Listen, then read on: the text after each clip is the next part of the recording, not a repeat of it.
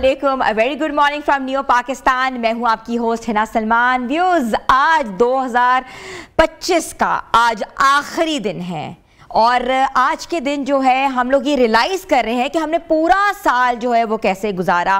पूरे साल हमने कौन कौन सी गलतियां की, कौन कौन सी जो चीज़ें हैं उनके बारे में जो है हम निशानदेही कर सकते हैं, जो कि हमने अगले साल जो कि 2026 का जब सूरज चढ़ेगा तब हम करेंगे। कौन सी ऐसी प्रॉब्लम्स हम लोगों ने फेस की, और कहते हैं ना कि जो गुजर गया उसको भुला देना चाहिए, क्योंकि नया साल नई सुबह लेकर आता है, नई एक नई उम्मीद लेकर आता है। नई उम्मीद जो है कहते हैं कि वो उजागर होती है जब आप कुछ नया करना चाह रहे हो। तो न्यू ईयर रेजोल्यूशन के ऊपर तो हर बंदा बात करता है और मैं भी चाहूंगी कि आज मैं आपसे बात करूं कि न्यू ईयर रेजोल्यूशन क्या है, न्यू ईयर रेजोल्यूशन क्या होना चाहिए, कैसे आप आइडेंटिफाई कर सकते हैं कि जो नया साल है उसमें कुछ ना कुछ नया होना चाहिए, नई सोच होनी चाहिए, चाहे वो पॉजिटिव हो चाहे वो थोड़ी सी नेगेटिव हो। मगर मैं चाहती हूँ कि मेरी जितनी भी ऑडियंस से उनसे मैं आज पॉजिटिविटी की बात करूं। कहते हैं ना कि पॉजिटिव सोच ही लीड करती है एक पॉजिटिव स्टेप की तरफ, और एक पॉजिटिव स्टेप ही आपको लीड करता है कुछ ना कुछ अच्छा करने का, कुछ ना कुछ नया करने का, कुछ ना कुछ मुस्बत करने का। तो हमने सोचा कि आज के प्रोग्राम में हम बात करेंगे 2025 में हमने जो गलतियां की हैं उन्हें नहीं दोहराना, और उन गलतियों से हमने सीखना है, सबक हासिल करना है। और ये वो लम्हा है, एक वक्फा है जब आप रिफ्लेक्शन जो है उसका होता है कि आप रिफ्लेक्ट करते हो अपनी थॉट्स को, अपनी आइडेंटिटी को। और अक्सर लोग समझते हैं कि हम लोग रीबॉर्न हों, हमने जो पुराना पास्ट जो सहा है, जो हमारे साथ प्रॉब्लम्स हुई हैं, जो हमारे साथ ट्रेजेडीज़ हुई हैं, उससे हम लोग कुछ सीख सकें और रीबॉर्न हो सकें। तो रीबॉर्न अपने आप को कैसे करना चाहिए? कुछ अरसे के लिए आप बिल्कुल हाइबरनेट कर जाते हो, आप सोचते हो कि बिल्कुल हम दुनिया से कट जाएंगे, सोचेंगे कुछ अच्छा सोचेंगे, दुनिया की नेगेटिविटी से दूर आप पॉजिटिविटी के अंदर चले जाते हो, और फिर एकदम से आप रीबॉर्न होकर सामने आते हो, कुछ नया करके सामने आते हो। और रेजोल्यूशन जो है हर बंदे का छोटा छोटा रेजोल्यूशन होता है। जैसे मेरा 2026 का रेजोल्यूशन ये है कि मेरा ये जो प्रोग्राम है जो कि मैंने 2025 में हासिल किया, मैं नियो की होस्ट बनी। नियो पाकिस्तान जो था वो मेरा सफ़र था 2025 में।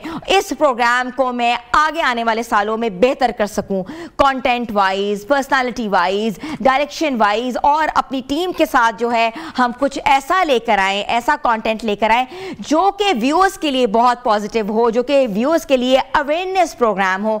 क्योंकि हर बंदा प्रोग्राम तो करता है मगर कुछ ना कुछ जो चीज़ें हैं ना, एक सोशल सर्विस मैसेज उसकी भी बहुत ज़रूरत होती है, जो कि कहते हैं कि आगे आने वाले सालों में जो है आपका जो फ्यूचर है, जो आपका मुस्तकबिल के जो बच्चे हैं, मुस्तकबिल की यूथ है, उसके लिए एक कहते हैं ना कि रेवोल्यूशन और एक मशले राह बन सके। तो मेरा तो ये रेजोल्यूशन था, लेकिन मैं चाहती हूँ कि आपको आज इस नए सोच के साथ जो है 2025 को खैरबाद करूं, और 2026 का जो जब चढ़ता हुआ सूरज होगा वो एक नई उम्मीद के साथ आपको वेलकम करेगा।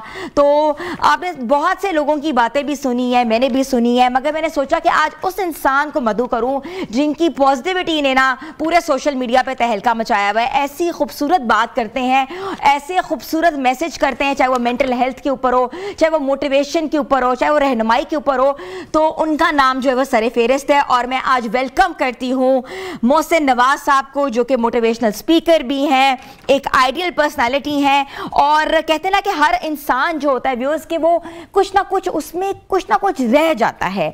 कोई इंसान अल्लाह ताला ने कंप्लीट नहीं बनाया, कोई ना कोई चीज़ रह जाती है, और उस कमी के साथ वो ऐसी ज़िंदगी गुजारता है कि वाकई की उसकी सारी जो कमी होती है वो पीछे रह जाती है, मगर वो जो बोलता है तो उसके मुंह से हीरे झड़ते हैं। जब वो बात करते हैं तो वाकई ऐसा लगता है कि जैसे हम अपनी रिफ्लेक्शन से बात कर रहे हो, हम अपने शैडो से बात कर रहे हो। तो मैं चाहती हूँ कि आज वो आपसे मुखातिब हो गए, आपसे बात करेंगे, और उनका अंदाज़े गुफ्तगू, अंदाज़े बयान, उनकी थिंकिंग, उनकी पॉजिटिविटी जो है आज हमारे सेट पे तो पॉजिटिविटी बिखेरेगी, मगर आई एम श्योर आपकी ज़िंदगी में भी एक नया रेवोल्यूशन लेकर आएगी। तो मैं वेलकम करती हूँ मोहसिन नवाज साहब को। अस्सलाम वालेकुम। वालेकुम अस्सलाम। बेहद शुक्रिया इतनी इज़्ज़त अफ़ज़ाई के लिए, मैं बहुत ममनून हूँ। और मुझे ख़ुद यहाँ जितना माशाल्लाह आप ज़बरदस्त एनर्जी के साथ प्रोग्राम करती हैं, ऑडियंस के अंदर एक नई ज़िंदगी भर देती हैं, ये बात बहुत इंस्पिरेशनल और मोटिवेशनल है। तो आपके साथ इस प्रोग्राम में शरीक होना और एक ऐसे मौके पे शरीक होना जबकि हम साल गुज़िश्ता को अलविदा कह रहे हैं और सभी लोग ये कह रहे हैं कि आने वाले साल नौ खुशामदीद, अलविदा साल गुज़िश्ता, अलविदा। लेकिन याद रखने की बात यह है कि दिन तो ऐसे हवा की तेज़ी से, बहुत तेज़ी से गुजरते चले जा रहे हैं, दिन, महीने और साल, और हम बनना चाहते हैं खुशहाल, लेकिन हमारे लिए ये जो है ख्याल ये इतना आसान नहीं है, इसीलिए बन जाता है फिर एक मलाल साल के आखिरी दिन। तो करेंगे क्या और होगा क्या? हाँ, तो ये सब बातें आज हम करेंगे जी। हाँ, बिल्कुल ऐसे ही वो जो मलाल बन जाता है उसके ऊपर जो है थोड़ी सी रोशनी डाल दें कि वो जो साल गुजर जाते हैं और हमें लगता है कि भाई अब कुछ चीज़ नहीं होने वाली है या हम नया करना चाहते हैं, लेकिन वो जो by the end of the day हम रहते हैं कि हम नहीं कर पाए, उस मलाल को कैसे दूर करें? इसमें ये जो आपने मलाल का कहा, तो बहुत दफ़ा कोई ख्याल, कोई मलाल किसी शेर के सांचे में ढलता है तो मुझे याद आया, सूरज के डूबने पे ना हैरान हुए कभी, अब सोचते हैं कितने कैलेंडर बदल गए। तो कैलेंडर के बदल जाने से दिन नहीं फिरते, कैलेंडर के बदल जाने से आपकी ज़िंदगी नहीं बदलती। एक्चुअली होता यह है कि हम सब इनाम हासिल करना चाहते हैं, हम रिवॉर्ड हासिल करना चाहते हैं, पर उसके लिए करना क्या है, इसकी प्लानिंग और कंसिस्टेंसी हमारे अंदर नहीं होती। हम इंटेंसिटी से ऑपरेट करते हैं पर कंसिस्टेंसी को भूल जाते हैं और नतीजा मलाल की सूरत में निकलता है। बहुत खूब, बहुत खूब। अच्छा, मुझे मोहसिन नवाज साहब भी बताइएगा कि एक लफ्ज जो है पिछले कुछ सालों में हमारी जिंदगी का हिस्सा बन गया, resolution. What's your New Year resolution? हर दूसरा बंदा कहता है ये रेजोल्यूशन जो है इसके पीछे क्या जो है वो एक रीजन है जो कि हम रेजोल्यूशन करते रहते हैं और एंड ऑफ द डे हम लोगों के जिंदगियों में कुछ और ही हो रहा होता है। हम अपने आइडियल सेल्फ को सोचते हैं, यानी हम जब रेजोल्यूशन की बात करते हैं तो एक्चुअली हम प्लान करते हैं और देखते हैं और जो तहैया करते हैं वो अपने आइडियल सेल्फ का करते हैं, जबकि हमारा जो रियल सेल्फ है वो तो डिस्ट्रैक्शंस के साथ भी होता है, उसके साथ इमोशंस भी जुड़े हुए हैं, उसके साथ और बहुत सारा इमोशनल बैगेज भी है। लिहाजा ब्रेन जो है, जो कि आदात से बनता है, ब्रेन को अचानक तब्दील होने का ख्याल एक शिकस्तगी सी महसूस होता है। हमारा दिमाग का मैकेनिज़्म ऐसा है कि जब हम अचानक से अगले ही दिन या कुछ दिनों में तब्दील होने की बात करते हैं तो हमारा दिमाग इसको कोई थ्रेट समझता है, क्योंकि उससे फेमिलियर नहीं होता। आप देखिए, जब हम नई जगह पे जाते हैं तो हम एकदम से कंफर्टेबल नहीं होते। हम नई सूरत हाल से, नए माहौल से, नए लोगों से, अजनबी जगह या कोई भी अजनबी सिचुएशन से हम कंफर्टेबल नहीं होते। लेकिन अगर हम उसी अजनबी शख्स, जगह, चीज़ या फिर माहौल से बार बार मिलते हैं एक ख़ास फ्रीक्वेंसी के साथ, तो जल्द ही क्या होता है कि हम उससे फेमिलियर हो जाते हैं। सो हमारा ब्रेन एक पैटर्न चाहता है रेगुलरिटी का, कंसिस्टेंसी का, और फिर जब उससे फेमिलियर हो जाता है तो फिर उसमें जगह बनाना, काम करना, नतीजा हासिल करना, ये उसके लिए बहुत ईजी हो जाता है। पर होता क्या है? होता यह है कि हम अपने बिहेवियर को चेंज किए बगैर, अपनी रूटीन्स को चेंज किए बगैर, अपने आदात को चेंज किए बगैर हम नतीजा चेंज करना चाहते हैं। और जब हम ये सोचते हैं कि नतीजा चेंज होगा तो प्लान ए अगर नतीजा नहीं दे रहा तो उसी को बार बार अप्लाई करने से कैसे नतीजा निकलेगा। और ये है वो चीज़ जिसमें कि हम भूल ही जाते हैं कि हमारी आदत कैसे बनती हैं, हमारे छोटे छोटे फैसले कैसे होते हैं और ये स्मॉल चॉइसेस करती क्या है ज़िंदगी में। प्लान ए और प्लान बी को लेके चलना चाहिए, आप समझते हैं? हाँ, अगर एक आपने प्लान तैयार किया है, अगर वो नतीजा नहीं दे रहा तो फिर उसी पर अड़े रहना, डटे रहना। ज़्यादातर तो लोग इसी ट्रैप में आ जाते हैं। ज़्यादातर तो लोग ये सोचते हैं कि अगर उन्होंने कोई प्लान तैयार किया है, अगर नहीं नतीजा दे रहा तो उसी को अप्लाई करने पर साल हा साल तक लगे रहेंगे और ज़िंदगी का कीमती वक्त ज़ाया करते रहेंगे।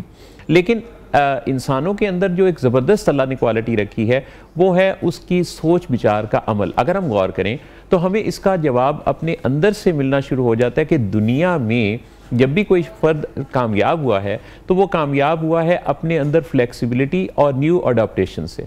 तो नई चीज़ों को अडॉप्ट करने के लिए खिलाफ़े मिजाज भी अगर कोई नई चीज़ हो तो हम ज़रा देख लें, जान लें और फिर हम फ्लेक्सिबल रहते हुए अपने अंदर नज़रियात पर अमेंड करें। अच्छा, मुझे ये बताएं कि 2025 बहैसियत कौम, खासतौर पे हम यूथ की बात करें, बहुत डीमोटिवेट हो गई थी और हर बंदा यही चाहता है कि बस मुल्क छोड़ जाऊं और बाहर चला जाऊं, मुल्क छोड़ूं और बाहर चला जाऊं, इस मुल्क में कुछ नहीं रखा। लेकिन 2026 का सूरज जो है वो कैसे आप समझते हैं कि हम अपनी यूथ को जो है वापस वतन से मोहब्बत और पेट्रियोटिज्म के उसके राह में गामजन कर सकते हैं? अच्छा, मेरी जिंदगी का एक बड़ा खास पहलू ये है कि मुझे पाकिस्तान से, अपने वतन अजीज से बेपनाह लगाव और प्यार होने की वजह से जब भी मैं किसी को यहाँ से जाने की बात करते सुनता हूँ तो मुझे यूँ लगता है कि ये मेरे ऊपर लाजिम हो गया है कि अब मैं उससे इस मौजू पर ज़रूर बात करूँगा। मैं उससे बात करता हूँ और उसे बताता हूँ कि ये कितना खूबसूरत जो हमारा प्यारा वतन है जो अल्लाह ने दिया, और चारों मौसम दिए, कितनी खूबसूरती है इसके अंदर, एक बहुत बड़ी वसी मार्केट है। इसमें अगर सिस्टम के अंदर बेहतरी की कोई ज़रूरत है तो वो दुनिया के कौन से मुल्क में सिस्टम के अंदर बेहतरी की ज़रूरत नहीं है, वो तो हर जगह ही है।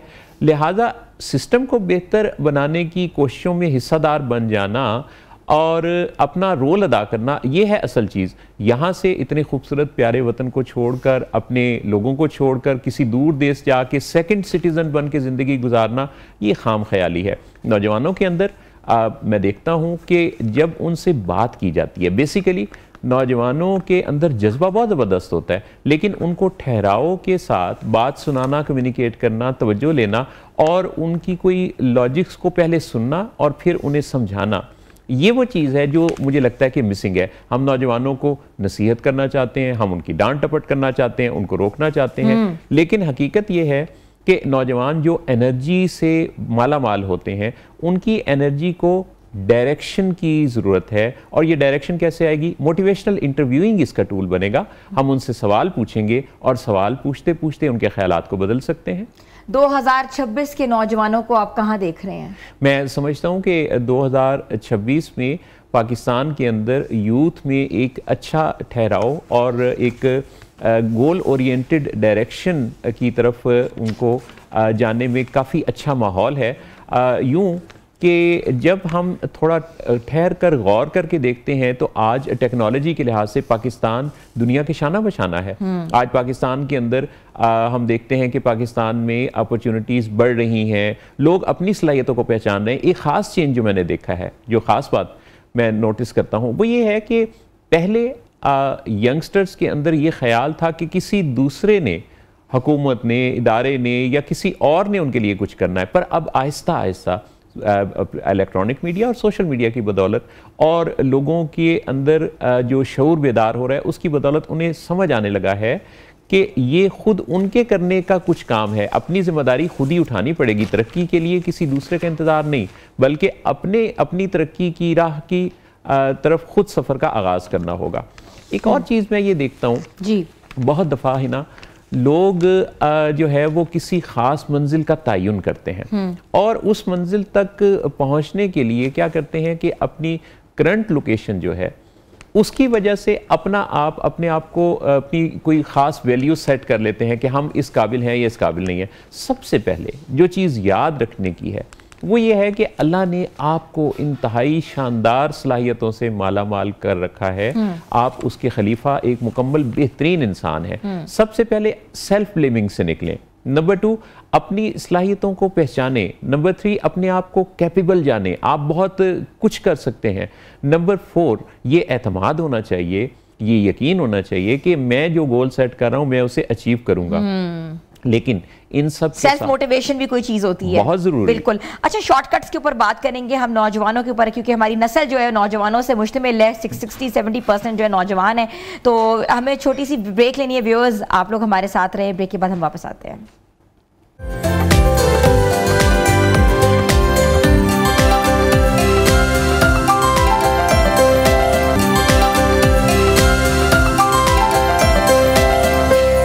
Welcome back viewers. Motivational speaker Mohsin Nawaz साहब आज हमारे शो का हिस्सा है। हम चाहते हैं कि ज़्यादा से ज़्यादा इनसे सीखें और सोचे कि 2026 का जो सूरज है वो हमारे लिए कितना जो है अहम है और कितना पॉजिटिविटी लेकर आएगा।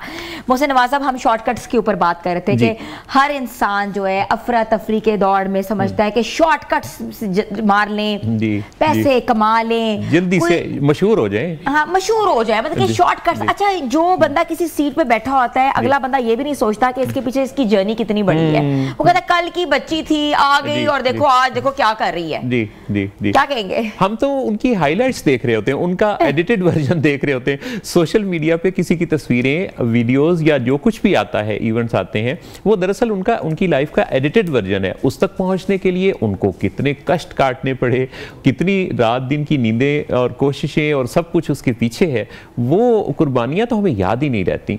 लेकिन असल चीज़ ये है कि हम एक्चुअली जब ये भूल जाते हैं ना कि हमने अपनी डायरेक्शन पर काम करना है, हम जोरों शोर से, जज्बे से, मोटिवेशन से, जिससे पूछे बात करें, वो कहता है जी विल पावर होनी चाहिए। अब विल पावर जो है, ये समझ लेने की बात है कि विल पावर का तो एक कोटा है। हमें हमारी एनर्जी जो सुबह मिलती है, शाम तक वो विल पावर के नाम पे जो मिलने वाली चीज़ है, वो थोड़ी थोड़ी करके हम खर्च बैठते हैं। कभी चाबियां ढूंढने पर भी जब हम कोशिश कर रहे होते हैं, ये भी हम अपनी विल पावर के कोटे में से ही खर्च कर रहे होते हैं। असल चीज़ मोटिवेशन नहीं है। मोटिवेशन डोपामीन बेस्ड एक चीज़ है। डोपामीन का एक स्पाइक हमें मोटिवेट करता है, बट ये कंसिस्टेंसी कहाँ से आती है? ये डिसिप्लिन से आती है। डिसिप्लिन कहाँ से आता है? माथे के पीछे वो हिस्सा जिसे प्रीफ्रंटल कॉर्टेक्स कहते हैं, जो ब्रेन का वो हिस्सा है जो लॉजिकल ब्रेन है, जो प्लान करता है, एग्जीक्यूट करता है। देखिए, मैं आपसे बताऊं कि बहुत सारे लोग कोशिशों को करना चाहते हैं, कोशिश शुरू कर देते हैं। अभी भी देखिएगा, नए साल का आगाज होगा, 100% की अगर हम बात करें तो 100 में से 80% लोग अपने न्यू ईयर रेजोल्यूशन को दूसरे तीसरे हफ्ते जनवरी के उसको ड्रॉप कर चुके होते हैं, भुला चुके होते हैं। उसमें से 16% वो हैं जो मार्च के एंड तक कुछ ना कुछ गुजारा कर लेंगे और कुछ ना कुछ चीज़ें याद रखेंगे। जस्ट 4% वो हैं जो लगे रहते हैं और फिर नतीजे के करीब पहुंच जाते हैं। याद रखिए कि कंपाउंड इफेक्ट एक चीज़ है। कंपाउंड इफेक्ट क्या है? रोज़ाना थोड़ा थोड़ा करना। ये मैटर नहीं करता कि कोई क्या करता है, ये मैटर करता है कि कोई लगातार क्या करता है। कंसिस्टेंसी कितनी जरूरी है। अच्छा, लाहौर से अगर एक जहाज परवाज भरे और वो कराची की समत रवाना हो रहा हो, तो टेक ऑफ करते हुए महज 8 डिग्री ऑफ ट्रैक हो जाए, सिर्फ 8 डिग्री वो ऑफ ट्रैक हुआ है। जहाज़ के परवाज भरने के काफ़ी देर बाद तक पायलट या पैसेंजर्स को ये अंदाज़ा ही नहीं होगा कि ये कुछ ऑफ ट्रैक है। पर जब वो अपनी डेस्टिनेशन पे पहुंचेगा तो वो कराची की बजाय हैदराबाद जाके लैंड करेगा। एक छोटा सा चेंज, एक छोटा सा ऑफ ट्रैक होना आपके अंदर नतीजा आपकी मंजिल की सूरत में मुख्तलिफ कर देता है। चुनाचे ये याद रखने की ज़रूरत है कि जब हम किसी मंजिल की समत रवाना हों तो हम रोज़ाना जो कदम उठाने का हमने तय किया है, वो चाहे एक कदम ही क्यों ना हो, जब वो रोज़ाना उठेगा तो 100 दिनों में हम 100 कदम उठा चुके होंगे। लेकिन होता क्या है कि जब हम किसी चीज़ का तयन करते हैं, तो जैसे कि दुनिया में जितनी भी तब्दीलियां हैं, लोग इसलिए उस पर कारबंद नहीं रह सकते कि थोड़ी कोशिश करके जब उनको ऑब्जर्वेबल वो चीज़ नज़र नहीं आती तो उन्हें लगता है कि इसका कोई नतीजा नहीं निकल रहा।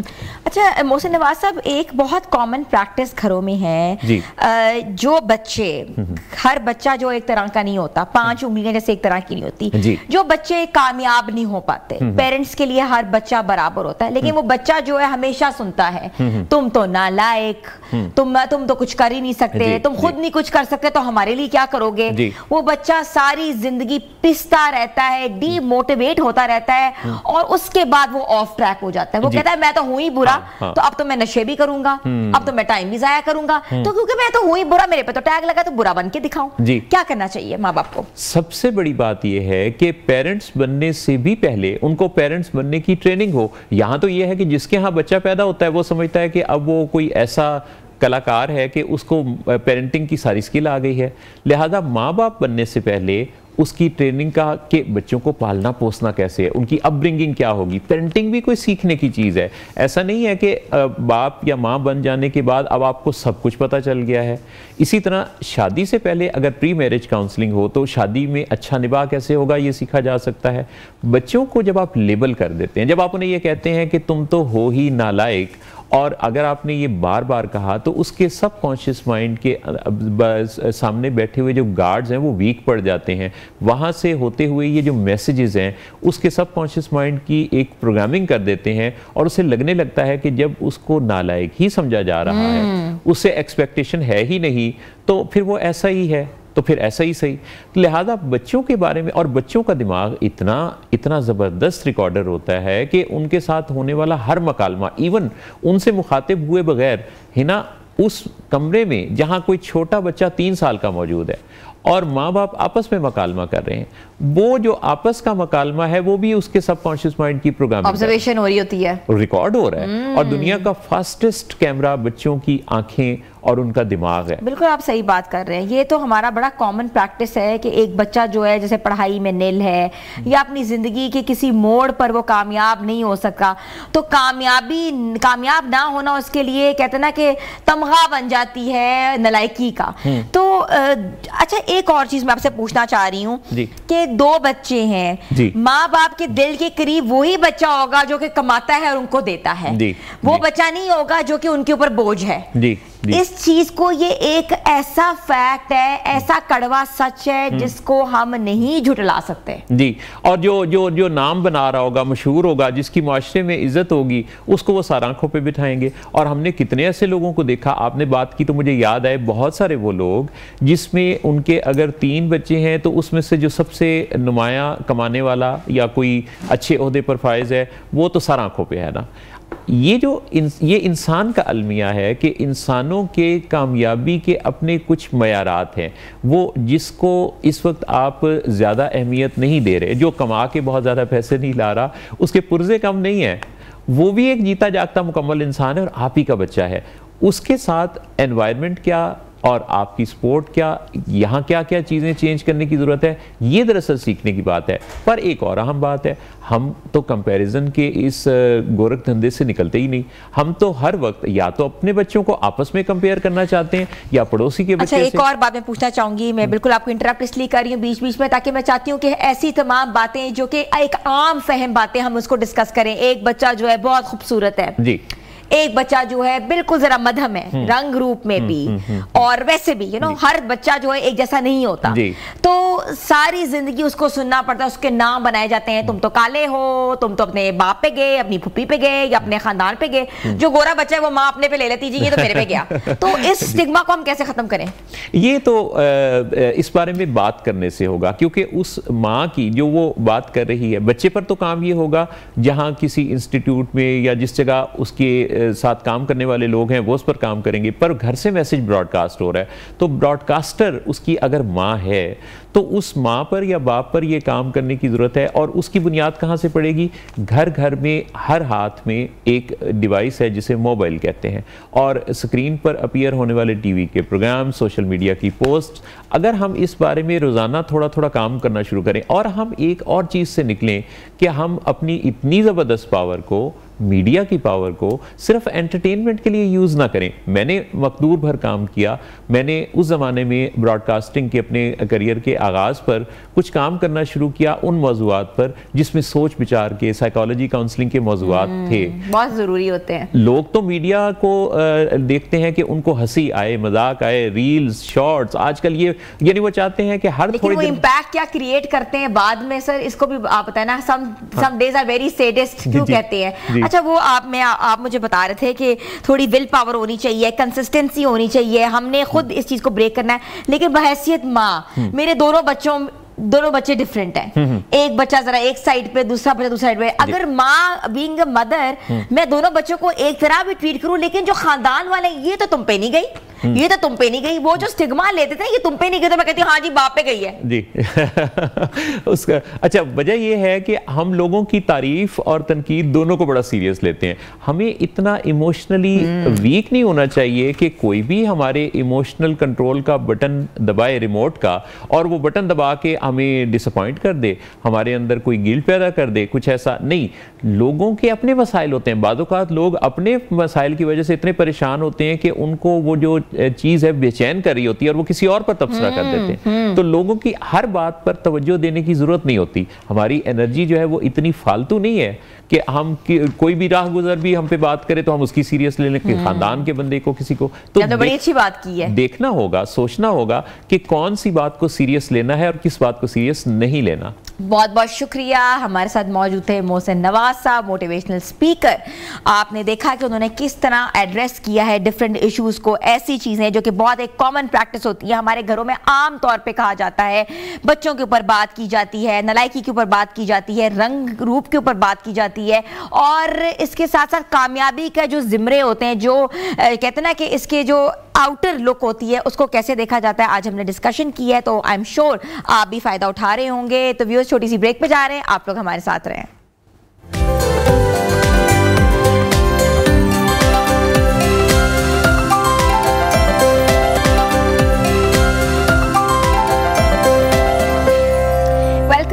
व्यूअर्स, एक बहुत इंपॉर्टेंट इशू के ऊपर आज हम एड्रेस करेंगे, कंज्यूमर राइट्स। एक कॉमनर का क्या राइट है? कोई चीज़ खरीदी जाती है, कोई मसनूआत को हम खरीदते हैं तो हम इंश्योर करते हैं ये जो चीज़ हमने खरीदी है इसके हवाले से मेयार जो है, हिफाजत जो है और मुनासिब कीमत के तकाज़ों के ऊपर जो है ये पूरी तरीके से इंश्योर कर सकें, पासदारी यकीनी बना सकें।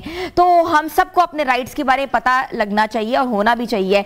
किसी की चीज़ के ऊपर ख़रीदते हैं, वो चीज़ नहीं ठीक निकलती और हम जब क्लेम करते हैं तो ऑटोमेटिकली जो कंपनी है वो इस चीज़ को रिस्पॉन्ड नहीं करती, तो हमें क्या करना चाहिए? और अगर हम कहीं ट्रैवल कर रहे हैं, हमारे साथ कोई ऐसी चीज़ हो जाती है, कोई ऐसा हादसा पेश हो जाता है जो कि हमसे खुद ना हुआ हो और ऑटोमेटिकली जो गलती है वो ऑर्गेनाइजेशन पे हो या कोई जो ट्रैवल ट्रांसपोर्टेशन है उसके ऊपर आए, तो हमें क्या करना चाहिए? और इसके साथ साथ एक जो सारिफ है उसको ये पता होना चाहिए कि वो खाना खा रहा है तो उसको ये पता होना चाहिए जितना वो टैक्स दे रहा है और इंश्योर करे, वो बिल्कुल चेक करे जो मैं टैक्स दे रहा हूँ वो ज़्यादा तो टैक्स नहीं है, वो उतना ही टैक्स है जितना कि FBR ने अपने पोर्टल्स पे दिया हुआ है। तो आज हम इन तमाम चीज़ों के ऊपर एड्रेस करेंगे, डिस्कशन भी करेंगे। एक कंज्यूमर राइट क्या है और किस तरीके से वो राइट जो है एक्सरसाइज करना चाहिए। और हमें ज्वाइन किया है, हमारे मेहमान ख़ास हैं, आपने उनको हमारे शोज़ पे पहले भी देखा है, बैरिस्टर वकास तबरेज़ खान साहब जो कि लीगल एडवाइज़र हैं। अस्सलाम वालेकुम। वालेकुम अस्सलाम। कैसे हैं? अल्हम्दुलिल्लाह फाइन। बिल्कुल ठीक ठाक, हम लोग भी सब ठीक है, मगर जो लोग हैं वो ठीक नहीं है। कंज्यूमर राइट के ऊपर जो है लोग जो हैं वो इस चीज़ को इतना जो है वो सीरियस नहीं लेते। तो कंज्यूमर राइट को हम सीरियस कैसे ले सकते हैं? अच्छा, जो लोग कंज्यूमर राइट्स को सीरियस नहीं लेते उसकी सबसे बड़ी वजह ये है या लॉजिक ये है कि लोग ये समझते हैं कि अगर मैंने 10,000 रुपये की, let's say for the sake of argument, 5,000 की, 2,000 की कोई प्रोडक्ट खरीदी, कोई सर्विस मैंने एक्वायर की, वो सर्विस डिफेक्टिव है, वो प्रोडक्ट फॉल्टी है, तो मुझे कोर्ट कचहरियों का रुख करना पड़ेगा, मुझे लॉयर हायर करना पड़ेगा, उसे कोई 30, 40, 50 हज़ार, 1 लाख फ़ीस देनी पड़ेगी, अदालतों के धक्के खाने पड़ेंगे और फिर कल कल जाकर अगर मेरे नसीब में कोई अमाउंट हुई है 2,000, 5,000, 1,000, तो फिर मुझे मिलेगी खोदा पहाड़ निकला चूहा और वो जो उसके आउटकम्स हैं वो शायद अचीव ना हो सके।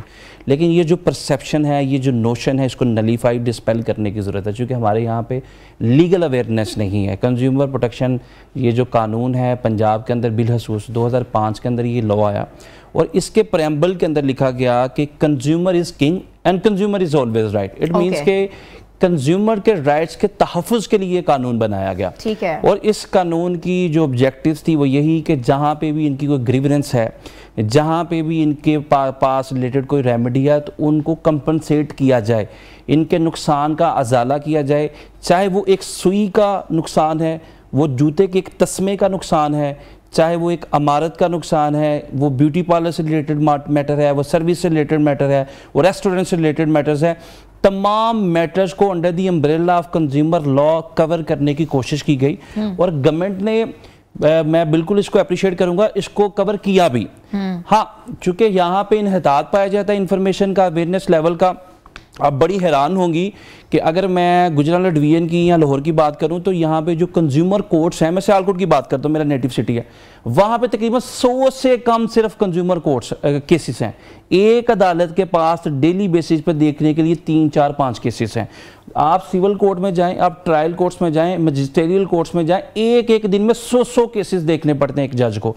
कंज्यूमर कोर्ट के अंदर 10 केस, 8 केस, 15 केस, ये काज लिस्ट है डेली बेसिस। इट मीन्स कि लोगों का अवेयरनेस नहीं है। बिल्कुल, मैं आपसे पूछना चाहूंगी वकास ब्रेस साहब, बिकॉज कंज्यूमर राइट्स के हवाले से लोग अपना राइट एक्सरसाइज नहीं करते। आपने बात की ब्यूटी पार्लर्स के हवाले से, रेस्टोरेंट्स के हवाले से, ट्रैवलिंग के हवाले से, ऐसे पार्लर्स हैं जो कि आपके बिग डेज, मेन फंक्शंस के ऊपर आपका चेहरा बिगड़ जाता है, और ऐसे भी लोग हैं जैसे कि हम किसी डिजाइनर के पास जाते हैं तो शादी वाला दिन है, जोड़ा हमें टाइम पे नहीं मिलता, और ये भी तो राइट्स है ना, कैसे एक्सरसाइज कर सकते हैं एक निजी प्राइवेट इदारा जो है, क्योंकि वो तो किसी उसमें नहीं आ रहा है, किसी जुरिडिक्शन में नहीं आ रहा, कोई आपके पास रैकेट नहीं है, कैसे एक्सरसाइज कर सकते हैं? देखिए, इसको एक्सरसाइज करने के लिए सबसे बुनियादी चीज़ ये है कि आप जो भी सर्विस एक्वायर करें, जो भी प्रोडक्ट परचेज करें, उनके अंदर आपको बिल लेना ज़रूरी है, रसीद लेनी ज़रूरी है।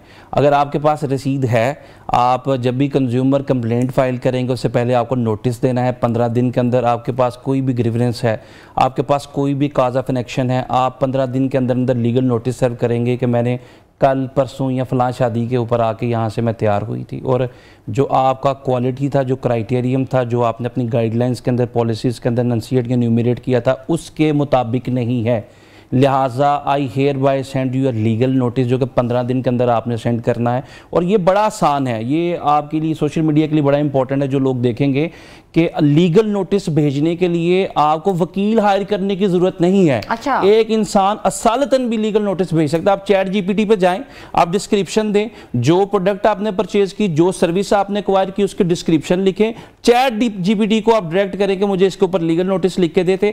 बिल लगाना साथ जरूरी है और एक एफिडेविट साथ लगाना जरूरी है। अपना आईडी कार्ड लगाएं, बिल लगाएं, एफिडेविट लगाएं, आप लीगल नोटिस अपना ड्राफ्ट करें और उस दुकानदार को या जहां से आपने सर्विस ली, सर्विस प्रोवाइडर को वो लीगल नोटिस आपने भेजना। अच्छा, चैट जीपीटी जो है वो लॉयर के जो फराइज सर अंजाम दे सकता है? बिल्कुल दे सकता है, चैट जीपीटी नहीं दे सकता। मैं आप जो चीज आपको गोश्तगुजार करना चाह रहा हूं वो ये कि एक आम आदमी खुद अपने हाथ से लिख सकता है अपनी ग्रीवेंस। चैट जीपीटी ने इसका काम इसलिए आसान कर दिया कि जहां पे उसे लगता है कि ये लीगल लकूनास हैं, ये लूप होल्स हैं, and I would be unable to address these kind of the legal queries, वहां पे जाके with the help and assistance of ChatGPT वो तमाम इंस्ट्रक्शन वो राइट करके उसे लीगल नोटिस को टीसीएस करेगा। जो टीसीएस करेगा वो रसीद भी पास रखना जरूरी है। अब जब वो एक लीगल नोटिस भेजेगा, जब वो लीगल नोटिस जाएगा, उसे इदराक होगा या फहम होगा कि 10,000 की चीज़ है, 5,000 की चीज़ है, 50,000 की चीज़ है, बजाय इसके कि मैं अदालतों में जाऊं, धक्के खाऊं, मेरे खिलाफ कोई एक कंप्लेंट आए with in the span of 28 days, बेहतर यह है कि आउट ऑफ कोर्ट मैं सेटलमेंट की तरफ जाऊं, कंपनसेशन की तरफ जाऊं।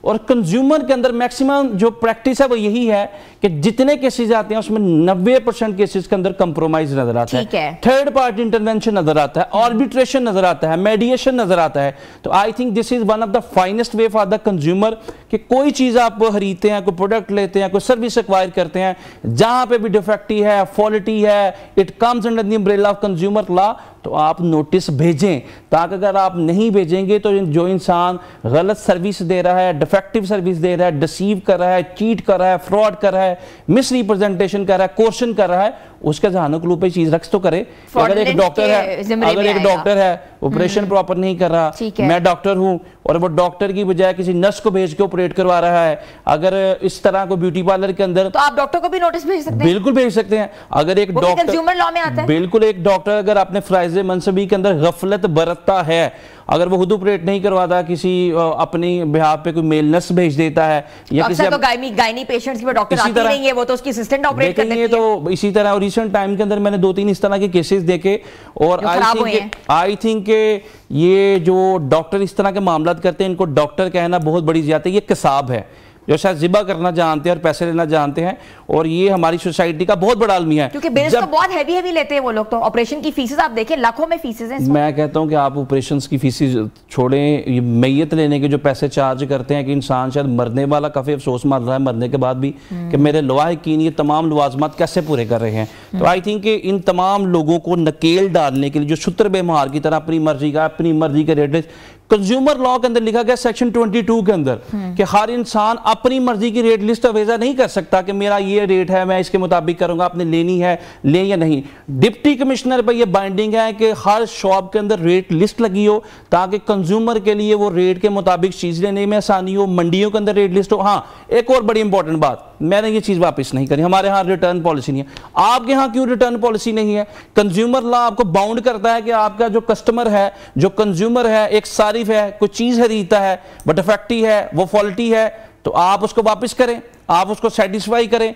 पूरी दुनिया के अंदर कंज्यूमर की बात सुनी जाती है, कंज्यूमर की वजह से दुकानदारी चलती है। यूएस से यूके में जाते हो, अनवांटेड गिफ्ट के नाम से आप चीज वापस कर देते हो। मैं तो अक्सर ऐसे करती थी कि आई डोंट नीड इट, मुझे गिफ्ट मिला, आई डोंट नीड इट। बिल्कुल इसी तरह। हाँ। और हमारी सोसाइटी यहाँ तो लोग लड़ना शुरू कर देते हैं। मैं कहता हूं कि जब आप जाते हैं तो वहां पे तो बड़ी प्यार मोहब्बत की बातें की जाती है, जब आप वापस करने जाते हैं तो सौतेली माँ से भी बदतर सलूक किया जाता है। ऐसे कि तू कौन मैं कौन। अच्छा, डीसी लिस्ट की आपने बड़ी जबरदस्त बात की। कुछ मार्केट्स में डीसी लिस्ट लागू होता है, बताते हैं जी ये डीसी लिस्ट है, ये दूसरा काम है, ये गोश्त डीसी लिस्ट के मुताबिक इतना है, ये दूसरा इतना है। टू बी ऑनेस्ट, लेकिन जो हम खवातीन हम पार्लर जाती हैं, कोई खातून हमसे 25,000 मांग रही होती है डाइंग का, कोई 10,000 मांग रही होती है, कोई 5,000 मांग रही होती है, कहती है हमें 50,000 दे दो। बड़े बड़े सैलून्स 50,000 मांगते हैं, वहां कौन सी डीसी लिस्ट चलेगी? देखिए वहां पे भी लिस्ट लगाना जरूरी है। एक डिप्टी कमिश्नर रेट लिस्ट लगाना जरूरी है। एक डिप्टी कमिश्नर जो कि एक डिस्ट्रिक्ट के तमाम सिस्टम को रेगुलेट करती है, उसका नज़्म व नस्क देखती है, इंतज़ाम इंसराम देखती है। ब्यूटी पार्लर्स को जो है रेगुलेट करना, हर चीज़ की कीमतों को रेगुलेट करना, जो कि वो रिप्रेजेंट करती है हमारी प्रोविंशियल गवर्नमेंट को। इन तमाम चीज़ों के रेट्स को, नर्ख को रेगुलेट करना उनकी बुनियादी जिम्मेदारी। अगर नहीं है तो उनकी जो है पार्ट पे नेग्लिजेंस। अच्छा, दूसरी बात आपने जो की, इंडियन जो कंज्यूमर कोर्ट है, पाकिस्तान कंज्यूमर कोर्ट, तो समहाउ इसके अंदर लॉज मिलते जुलते हैं। 2018 के अंदर एक सलून पे एक शख्स गया इंडियन, उसने एक केस फाइल किया कंज्यूमर कोर्ट में, जो कि 2021 के अंदर इंडियन सुप्रीम कोर्ट में डिसाइड हुआ सितंबर 2021 में। उसमें यह प्ली ली गई कि मैं मॉडल हूं और मेरे सारी जो मॉडलिंग का दारोमदार है या पैसे का दारोमदार है मेरे बालों के ऊपर है। मेरा चूंकि मैं जितने भी अपने कमर्शियल करता हूं, एडवर्टाइजमेंट करता हूं, वो बालों पे। इसने मेरे बाल गलत काटे हैं, जो मैंने इसको डायरेक्शंस दी थी, जो डिजाइन बताया था, उसने गलत काटे। इंडियन सुप्रीम कोर्ट ने 2 करोड़ रुपया हर्जाना उसके ऊपर किया है, और ये इंटरनेशनली जो है रिकॉग्नाइज्ड जजमेंट है इंडियन कोर्ट की। तो आई थिंक कि हमारे यहाँ तो कंज्यूमर को अवेयरनेस नहीं इस चीज़ की।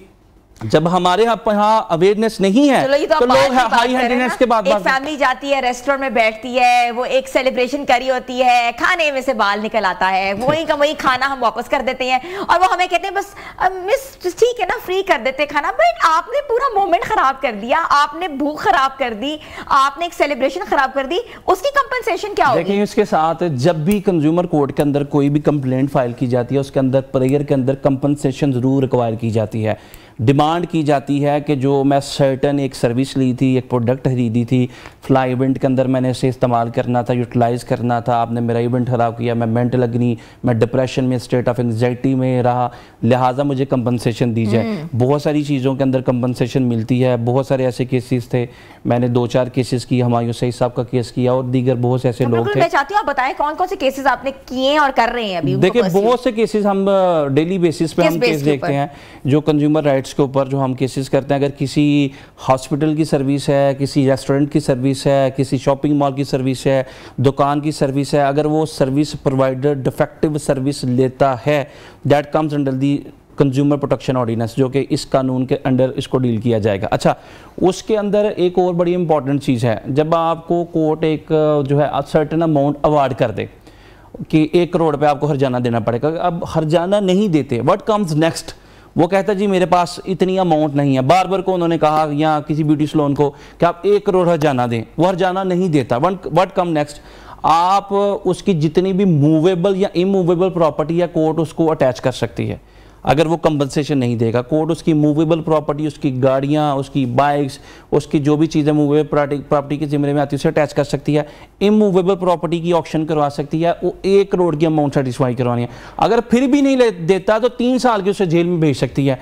लिहाजा इसे लाइटर नोट पे ना देखें कि ये कंज्यूमर लॉ क्या है, कंज्यूमर एक्ट क्या है, इसके अंदर कौन कौन से लोगों को ट्रीट किया जाएगा, डील किया जाएगा। हम डेली बेसिस पे देखें, ऑनलाइन शॉपिंग नहीं करते और ऑनलाइन तो वो लोग ऑनलाइन शॉपिंग करते तो वापस लेते ही नहीं है, और एड्रेस गलत लिखे होते हैं और कहते हैं यू कांट ओपन। हाँ, तो आप उसके ऊपर उनको लीगल नोटिस भेजें, अगर नहीं है तो आप उनके एड्रेस के ऊपर, अगर फिर भी कच्ची आबादी का लिखा होता है एड्रेस और आ कहीं और वो इधर आएगा। अगर लेट्स से जी आपने कराची से जो है वो मंगवाया, तो जहां पे प्लेंटिव केस फाइल करेगा डिफेंडेंट ने वहां पे आना है, आपने वहां पे जाके केस नहीं फाइल करना।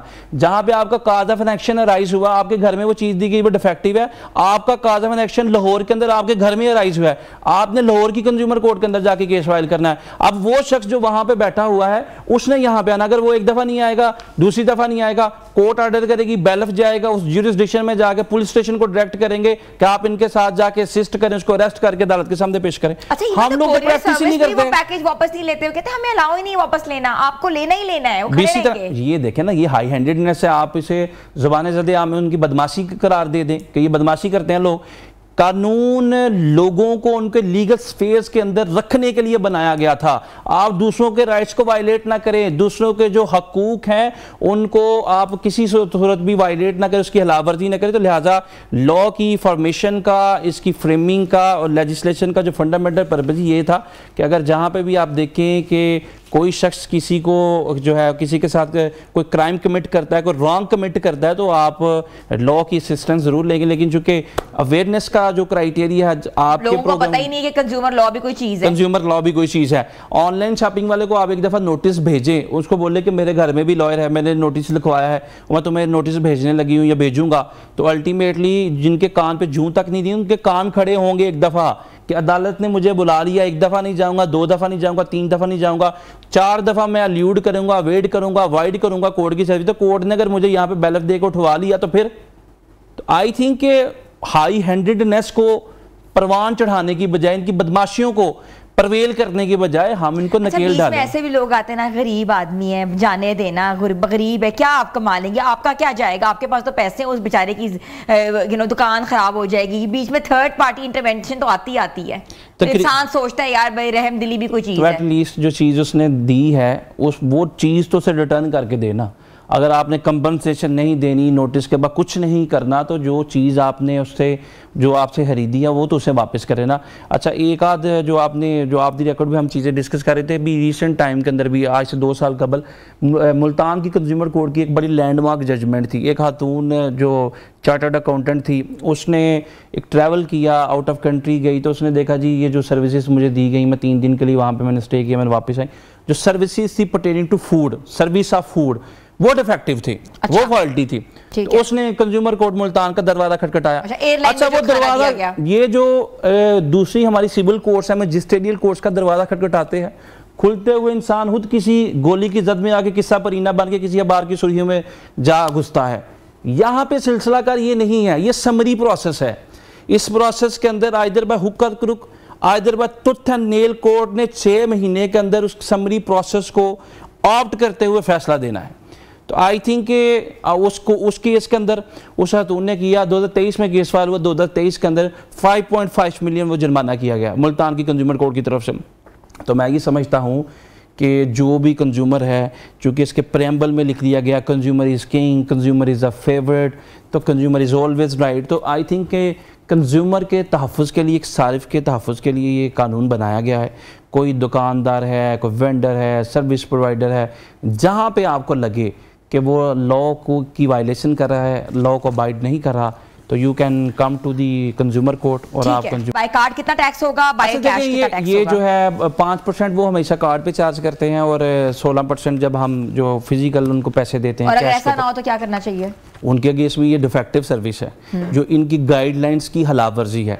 ऐसा कोई भी होटल, कोई भी रेस्टोरेंट, आपके प्रोग्राम के तवज्जो से बताऊंगा कि जो इस चीज़ के अंदर डिस्क्रिमिनेशन करे कि फलां रेस्टोरेंट जो है वो कार्ड के ऊपर 5% देता, नहीं हमारे यहाँ तो ये जो है वो 16% ले रहे हैं, हमारे यहाँ बताती चलूं। हाँ, तो वो कार्ड पे अगर 5% है तो वो पूरे पाकिस्तान के अंदर ही 5% है, क्योंकि FBR के जो लॉज हैं that is applicable in entire Pakistan, whole of Pakistan. लिहाजा ये पंजाब की, सिंध की, KP की या बलोचिस्तान की बात, ये पूरे पाकिस्तान की बात है।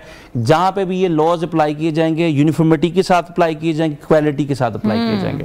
Thank you so much barrister Waqas Abrez साहब, लीगल एडवाइजर आज हमारे साथ मौजूद है। कंज्यूमर राइट्स के ऊपर हमने बात की है। कंज्यूमर राइट्स जो है हर कॉमनर का हक है, इसको पता होना चाहिए टैक्सेशन कैसे लागू हो सकती है।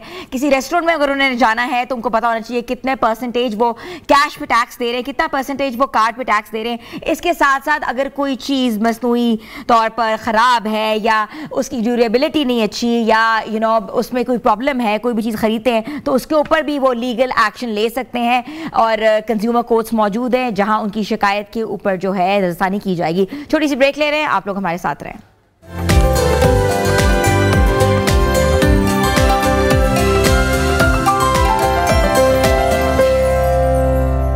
घने और मुमकिन करें हर हेयर स्टाइल। कैसा लगा हमारा स्टाइल इस शादी सीजन? जब बाल होते कोई भी स्टाइल करो पिक।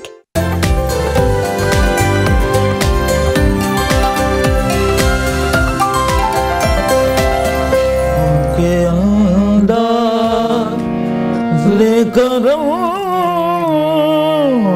के अंदाज लेकर उन पे वो आना दिल का, उनके अंदाज लेकर उन पे वो आना दिल का, उनके अंदाज,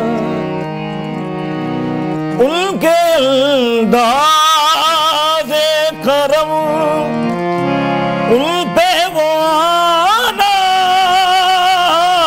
दिल का, उनके अंदाज़े करम उन पे वो आना दिल का। हाय वो बात वो ज़माना दिल का, हाय वो बात वो ज़माना दिल का। उनकी महफिल में नसीर उनके तबस्सुम की कसम, उनकी महफिल में नसीर उनके तबस्सुम की कसम। देखते रह गए हम हाथ से जाना दिल का, देखते रह गए हम हाथ से जाना दिल का, उनके अंदाज़े करम उन पे वो आना दिल का। बहुत खूबसूरत खूबसूरत कहते ना कि वाकई कल नया चांद चढ़ने वाला है। 2026 का जो है सूरज तलू होगा और 2025 का जो हम इख्तिताम कर रहे हैं आपकी खूबसूरत मौसीकी के साथ करें। बल्कि मैं अपने व्यूज़ को इंट्रोड्यूस कराऊं, फैज़ ब्रदर्स कवाल हमारे साथ हैं जिनमें से नज़र अब्बास और अली शहबाज साहब ने आज हमें ज्वाइन किया है। और अगर इनके घराने की बात करें तो बेगम कोट घराने से ये ताल्लुक़ रखते हैं और उस्ताद फैज़ अली खान साहब के साहबजादे हैं जिनको मैं वेलकम करती हूँ। बहुत शुक्रिया। कैसे आप लोग? अल्हम्दुलिल्लाह बिल्कुल ठीक है। नज़र अब्बास साहब बड़ा खूबसूरत आप गा भी रहे थे और साथ साथ हारमोनियम भी बजा रहे थे। आपकी आवाज़ बड़ी सिंक्रोनाइज थी हारमोनियम के साथ। और हमेशा से कहा जाता है कि कवाल जो होते हैं उनके साथ कोई 10-15 लोगों की टीम होती है तो वो आवाज़ निकलती है, लेकिन आप लोगों की तो माशाल्लाह 2 लोगों की इतनी ज़बरदस्त आवाज़ निकली। अल्लाह पाक का एहसान है, अल्लाह पाक ऊपर वाले की करम है। मेहरबानी है। अच्छा चलिए कवाली के ऊपर थोड़ी सी बात करें। ये सिंफ़े कवाली जो है ये किसकी शान है, हम कहाँ से इसको उखज़ करते हैं, और उसके साथ साथ ये है कि आजकल क्यों जो है इतनी ज़्यादा ये ट्रेंड में है नज़र साहब? पहले तो मैं ये बता दूं, मैं अली शाहबाज हूँ और ये नज़र भाई हैं। ठीक है, बड़े वो नज़र छोटे, आबाद। जी, ठीक जी। है। तो कवाली का जो सिलसिला है ये हज़रत ख्वाजा मोइनुद्दीन चिश्ती रहमतुल्लाह अलैह उनसे ये स्टार्ट हुआ है। हज़रत अमीर खुसरो, हज़रत निज़ामुद्दीन औलिया, तो उनसे ये कवाली का सूफिया कराम का सिलसिला जो है वो चला है और आज तक ये चलता आ रहा है। यहाँ भी हिंदुस्तान पाक व हिंद में बर सगीर में कवाली से उन्होंने वहाँ पे जो है बहुत सारे मुसलमान किए इस कवाली के ज़रिए, फ़न मौसीकी के ज़रिए। तो ये उनसे सिलसिला चलता आ रहा है और आज तक ये कभी ना ख़त्म होने वाला है। पहले ये दरबारों की शान हुआ करती थी, मगर अब अभी हर भी घर है। घर की शान है। बिल्कुल ऐसा ही है। दरबारों की तो पहले है, दरबारों की वजह से ये फन जिंदा है। उन्हीं और हमेशा दरबारों का रहने वाला सदका है। है ये उन्हीं दरबारों का सदका देखिए है। औलिया अल्लाह क्या है कि उन्होंने वो एज ए प्रीचर हैं कि उन्होंने दुनिया में अमन का, सुकून का पैगाम दिया। उन्होंने ये जो पैगाम है वो बुजुर्ग कवाल हुए हैं उनके हाथों में ये पैगाम दिया, आगे उनके हाथों से ये जो पैगाम है ये घर घर पहुंचा। अच्छा नजर अब्बास साहब, आप लोग जो है बिल्कुल आप लोगों का घराना है और एक लेगेसी लेके आप लोग चल रहे हैं, तो इंस्पिरेशन कौन है? देखें, सबसे पहले तो इंस्पिरेशन जो कवाली में है वो सबकी एक ही है, उस्ताद नुसरत फ़तेह अली ख़ान साहब। तो उनके बाद भी कवाल माशाल्लाह देखिए बहुत बुज़ुर्ग कवाल हुए हैं जो हमारे पापा से भी सीनियर हैं, जिसमें उस्ताद शेर अली मेर अली हैं, मरहूम उस्ताद अख्तर शरीफ अरूप वाले थे, फिर उसमें बख्शी सलामत थे, फिर उसके बख्शी बाद सलामत साहब का बहुत जी बड़ा जी नाम, जी बिल्कुल, जी बेशक। वो वाकई वो एक कवाल शाम 84 भी है, जी वो भी बिल्कुल, क्लासिक वो म्यूजिक के अंदर क्लासिकल में आ जाते हैं। क्लासिकल में आ हाँ, जाते हैं। हाँ। और जबकि बेसिकली उस्ताद सलामत अली खान साहब भी पहले कवाली करते रहे हैं। ये हमने अपने बुजुर्गों बिल्कुल, ने उन्हें तो सुना है। बरतानिया की क्वीन के सामने कवाली पेश की जी थी। बिल्कुल, जी, बिल्कुल। बाद में उन्होंने क्लासिकल में, और क्लासिकल में भी उनके जैसा कोई नहीं हुआ। तो बेसिकली हम जो भाई हैं वो क्लासिकल मौसीकी में उस्ताद बड़े गुलाम अली खान साहब, उनके जो पोते हैं उस्ताद रज़ा अली खान साहब, क्लासिकल में हम दोनों भाई उनके शागिर्द हैं। अच्छा। और कवाली में उस्ताद मोहम्मद अली फरीदी के जो शागिर्द हैं हमारे पापा हैं। तो आगे उनके जो बेटे थे उस्ताद मोइन फरीदी साहब, अल्लाह पाक उनको सेहत व तंदुरुस्ती अता फरमाए, उनकी हमने शागिर्दी की कवाली में। अच्छा, मैंने एक चीज नोट की है, जब आप किसी का नाम लेते हो तो एहतरामन आप लोग ये एहतराम एक होता है, वो आप बिल्कुल, कान को बिल्कुल, हाथ बिल्कुल। लगाते हैं, ये हम क्या? ऐसे- अच्छा, ये क्या ये- ट्रेंड है? वो कहते हैं ना करीनों में सबसे पहला करीना अदब का है। अदब है। अच्छा, इसमें भी अदब है? तो वो अदब नहीं होता जो एक सामने आ जाए तो बंदा ऐसे भी कर ले और घुटनों को भी हाथ लगा ले। अदब वो होता है जो पीठ पीछे भी हो। हाँ। और ये आपने देखा होगा कि हर किसी का नाम लेके नहीं कानों को हाथ लगाते। जो इस काबिल हैं, जिन लोगों को सुन के दुनिया सीख रही है, अभी तक सीख रहे हैं, उस्ताद बड़े गुलाम अली खान साहब, उनका क्लासिकल, उन्हीं का दुनिया गा रही है क्लासिकल। हमारे जो उस्ताद मोहम्मद अली फरीदी, अब्दुल रहीम फरीदी, उनकी कवाली जो है आज लोग कर रहे हैं। अच्छा, एक और चीज़ मैंने देखी है, शायद आप लोग बेहतर बता सकते हैं, एक म्यूजिशियन बैठा हो एक तरफ, दूसरा म्यूजिशियन बैठा हो, तो वो इजाज़त लेते हैं कि मैं गा सकता जी, हूँ। बिल्कुल, ये जी, क्या एक चीज़ होती है, मुझे थोड़ा सा बताएं इसके बारे में भी। ये भी एक अदब ही है। अच्छा, ये अदब भी का अदब है। तकाजा है जी, कि अदब हम में- एक दूसरे को हम पूछते हैं कि जी इजाजत है, इजाज़त कहते हैं है। जी बिस्मिल्लाह। जो खुद से सीनियर्स हैं उनसे इजाज़त लेनी चाहिए, हमें अच्छा, इजाज़त जूनियर से नहीं लेते इजाज़त?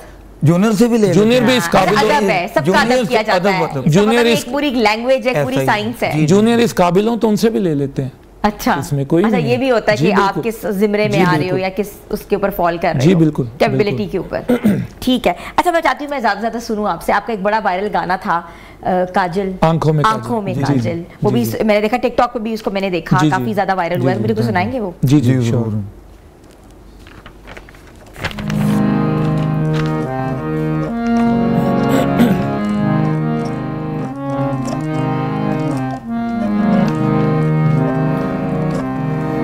आंखों में काजल है, चेहरे पे आंचल है, आंखों में काजल है, चेहरे पे आंचल है। आज कोई दीवाना हो ना जाए, आंखों में काजल है, चेहरे पे आंचल है। आज कोई दीवाना हो ना जाए, तेरा हुस्न बड़ा दिलगीर है, तू हुस्न की एक जागीर है। तू आप है के तस्वीर है, तू ख्वाब है या ताबीर है। मस्त मस्त आंखें ये मैं के प्याले हुए हैं तुम्हारे सभी पीने वाले।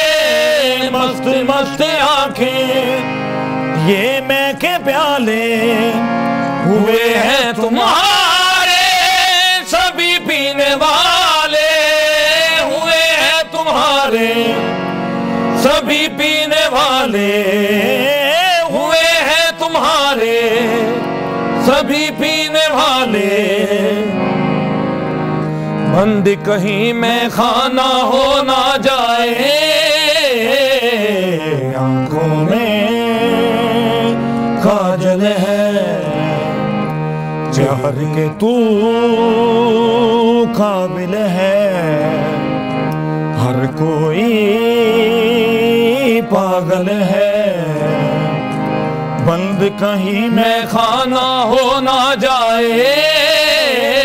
तेरा हुस्न बड़ा दिलगीर है, तू हुस्न की एक जागीर है।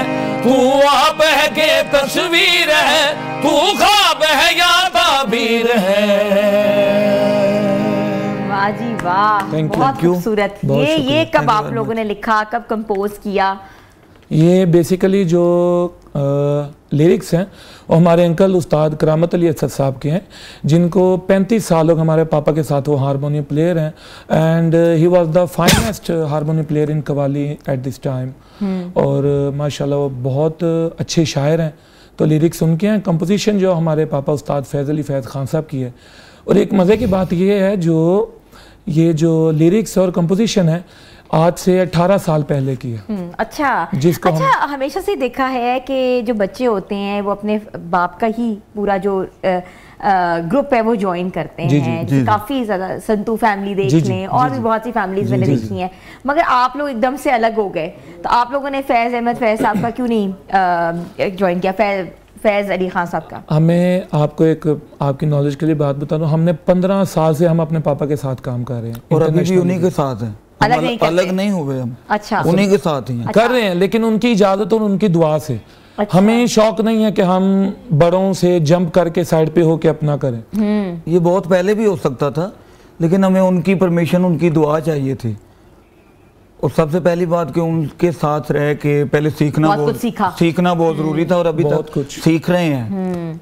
तो अभी आपको अगर कोई इवेंट मिल जाए तो आप पापा के साथ ही जाते हैं? जी उनके साथ भी करते हैं। और अपना भी माशाल्लाह हमारे बड़े प्यारे भाई हैं, ये इसाक भाई हैं माशाल्लाह, इन्होंने हमें बहुत प्रमोट किया। और स्पेशली फनकार लोग एंटरटेनमेंट, हमारे सैमुअल हंस भाई, लाजरस भाई, इन्होंने ये कह लें कि हमारे लिए ये ऐसे भाई हैं कि जिनको हम क़यामत के दिन तक नहीं भूल सकते। कि हमारा जो स्टार्ट है वो इन दोनों भाइयों की वजह से हुआ। अच्छा, ट्रैवलिंग एक्सपीरियंस के बारे में बताएं। कवाली की जो ये जो ट्रैवलिंग है बहुत ज़्यादा होती है, लोग जो है यूरोप में, इंग्लैंड, यूएसए और कनाडा में बहुत सुनते हैं, पूरे ट्रूप्स को बुलाते हैं वहाँ, और लोग वहाँ महीना परफॉर्म करते हैं। आप अपना एक्सपीरियंस बताएं। हमारा एक्सपीरियंस यही है कि हम 2013 से पापा के साथ ट्रैवल कर रहे हैं इंटरनेशनली। सबसे पहले हमारा टूर हुआ पेरिस में पापा के साथ, कवाली फ्लेमेंको, वो स्पेनिश ग्रुप के साथ। अच्छा। जी वो एक ऐसा ग्रुप है कि सबसे पहले पाकिस्तान में गुलाम फरीद साबरी साहब ने किया, उसके बाद 99 से वो जो है वो पापा करते आ रहे हैं। अच्छा। उनके साथ ही हमने फिर 2014, 15, 16 नॉन स्टॉप अभी तक पापा के साथ इंटरनेशनली कंट्रीज में परफॉर्म कर रहे हैं। और वर्ल्ड म्यूजिक फेस्टिवल तक में हमने वर्ल्ड म्यूजिक फेस्टिवल वहाँ तो प्ले किया आप लोगों ने? बहुत ज़्यादा परफॉर्म किया पापा के साथ। और 2005 में पापा को BBC वर्ल्ड म्यूजिक अवार्ड का अवार्ड भी मिला है पापा को। अच्छा अच्छा, वेरी नाइस, बड़ी अच्छी बात है कि आपने इतने बड़े बड़े प्लेटफॉर्म से परफॉर्म किया है। तो व्यूअर्स अभी हम आपको सुनेंगे भी मजीद, व्यूअर्स आपको देख रहे हैं, छोटी सी ब्रेक पे व्यूअर्स जा रहे हैं, आप लोग हमारे साथ रहें।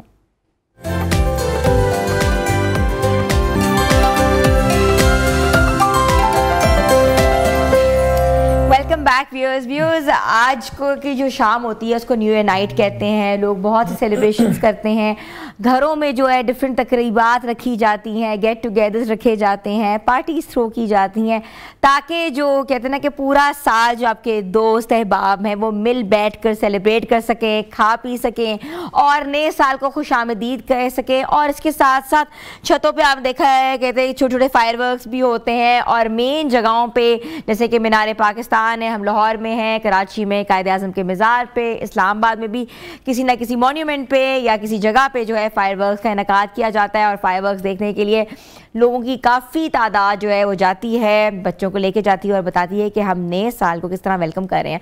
तो हम भी आप लोगों के लिए एक वेलकमिंग शो आज जो है हम लोग कर रहे हैं, और इसलिए हम चाहते हैं कि आप ज़्यादा ज़्यादा कवाली सुने, महजूज़ हों और बाकायदा तौर पर जो है न्यू ईयर को वेलकम करें। तो आज हमारे साथ फैज़ ब्रदर्स जो हैं वो मौजूद हैं और कवाली बहुत ज़बरदस्त परफॉर्म कर रहे हैं। तो मैं इनसे ही कहूँगी कि हमें आप क्या सुना रहे हैं? अभी हम आपको सुना रहे हैं उस्ताद शरफत अली खान साहब की गम है या खुशी है। हाँ, बड़ी ज़बरदस्त कवाली है भाई, एवरग्रीन कवाली। कितने साल बाद भी ये कवाली जो है आज भी ऐसे लगती है जैसे नहीं है। जो लेजेंड लोग होते हैं ना, उनकी कवालियां भी लेजेंड ही होती हैं। सही बात, कभी ना खत्म होने वाली। सही बात है, ये तो बात है।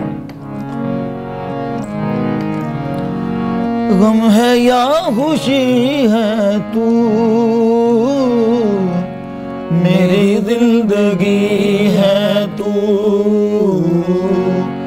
मेरी जिंदगी है तू। गम है या खुशी है तू मेरी जिंदगी है तू, मेरी जिंदगी है तू। आफतों के दौर में, आफतों के दौर में, आफतों के दौर में,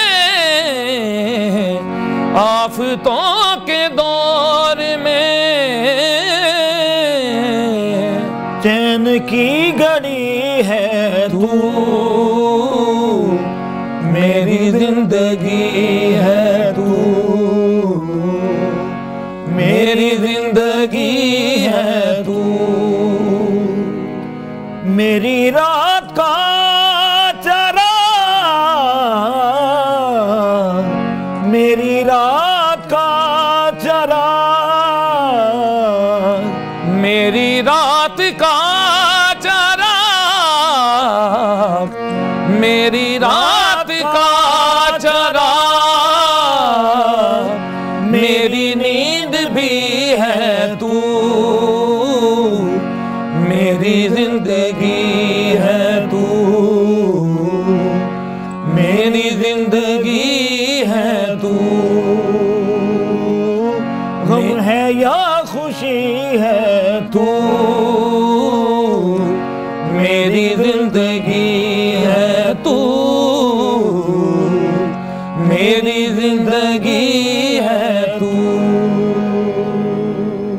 वाह, बहुत खूब, बहुत खूब। देखा हमारे सेट पे लोग कैसे आपको गौर से सुन रहे हैं, वीडियोस भी बल्कि बना रहे हैं। अच्छा, मुझे बताइए पगड़ी कल्चर क्या होता है? कवाल जो होते हैं उनमें पगड़ी जो होती है एक बेटे के सर पे सजाई जाती है, तो किस बेटे की बारी आती है? जी, बेटा तो ऑफ कोर्स बड़ा ही होता है। अच्छा, उसी को पगड़ी पड़ती है। जो छोटे का उसका कसूर है? छोटे का कसूर ये है कि वो छोटा है। देखिए, नहीं, जो काम में बड़ा होता है ना, पगड़ी उसके सर पे आती है। तो आप में बड़ा कौन है? वो काम के लिहाज से भी ये बड़े हैं और रुतबे के लिहाज से भी बड़े हैं, पगड़ी के हकदार, पगड़ी के लिहाज से भी बड़े हैं। तो कोई जेलसी नहीं होती आपस में कि उसको पगड़ी मिल गई तो मैं क्या करूं? क्योंकि अक्सर देखे दो भाई भी अलग हो जाते हैं। देखिए, वो जो जेलसी होती है ना, उसमें हलालीपन नहीं होता। तो भाई वही होते हैं। हमारी कवाली फील्ड में बहुत बड़ी मिसाल यूनिटी की, एक रहने की, दो कवाल हुए हैं। एक उस्ताद रशीद फरीदी साहब और एक उस्ताद शेर अली मेर अली साहब। शेर अली मीर साहब, ठीक है जी जी, ठीक है, शेर अली मेर अली कव्वाल जी मैं उनको जानती हूँ। वो ऐसी मिसाल हुए हैं कि उनको देख के कव्वालों को इंस्पायर होना चाहिए कि यार भाइयों को इस तरह काम करना चाहिए। तो आजकल हमारे बड़े प्यारे भाई हैं काशिफ अली जाहिद अली कव्वाल, वो भी माशाल्लाह एक साथ ही इतना अच्छा प्यारा काम कर रहे हैं। तो हम भी ऐसे लोगों को देख के हम भी दुआ करते हैं कि अल्लाह पाक हमको एक साथ ही रखे, लेकिन उस दुआओं का कोई फ़ायदा नहीं होता जब इंसान के अपने अंदर नीयत या अपने अंदर वो एक जज्बा और प्यार ना हो, खलूस ना हो एक दूसरे के लिए। अच्छा, कोई सेरेमनी होती जब पगड़ी सर पे पड़ती है, या क्या आप लोगों के ज़बान में या कल्चर में क्या सेलिब्रेशन होती है कि जी अब बाप ने जो है पगड़ी इसके सर पे दे दी? जी वो ऐसा होता है, सेरेमनी होती है जब वो काम को छोड़ते हैं तो फिर अनाउंस कर देते हैं जी अब ये करेंगे, मेरा बेटा जो है आगे मेरी लेगेसी लेके चलेगा, रिटायरमेंट होती है ना एक। अच्छा, तो ये उन्होंने डिसाइड करना होता है, सीखा उन्होंने भी उतना ही है, मैंने भी उतना ही है, और मैं अपना जिम्मेदारी के साथ अपना काम कर रहा हूँ, वो अपना कर रहे हैं, वो अपने काम में बड़े हैं, मैं अपने काम में। अच्छा, कव्वाल को हारमोनियम के अलावा कौन कौन से इंस्ट्रूमेंट्स आते हैं बजाने? तबला भी आना बहुत ज़रूरी है, अच्छा, हारमोनियम भी आना बहुत ज़रूरी है। तो अपनी अपनी हिम्मत है, जौन से इंस्ट्रूमेंट सीख लें। लेकिन मेजर जो है कव्वाली में वो तबला और हारमोनियम, इसका नॉलेज होना बहुत आजकल यही आ जाए बड़ी बात है, हारमोनियम, क्योंकि इसके आजकल शागिर्दों के पास सीखने का टाइम नहीं है। अच्छा, तो आप लोग कितनी देर रियाज करते हैं कव्वाली? और कहते हैं वो जो राग होते हैं उसको कैसे आप लोग अलापते हैं, क्या होता है? थोड़ी थोड़ी मैं भी सीख गई हूँ, लैंग्वेज होती है। असल में जो कव्वाल होते हैं उन्हें भी सबसे पहले क्लासिकल की तालीम दी जाती है, ठीक है, हमें भी सबसे पहले क्लासिकल बताया गया। तो उसी के साथ अगर क्लासिकल की समझ आ गई है तो कव्वाली भी आपके लिए इजी हो जाएगी। तो कौन सा राग आपको सबसे ज्यादा पसंद है? सारे राग हैं, मुझे तो सबसे ज्यादा राग सरस्वती पसंद है। अच्छा, वो क्या राग है? उसका नाम भी बहुत प्यारा है और सरस्वती नाम है उसका। सरस्वती नाम। अच्छा, तो उसकी शक्ल भी बड़ी प्यारी है। सरस्वती तो मेरे ख्याल से औरत को कहते हैं।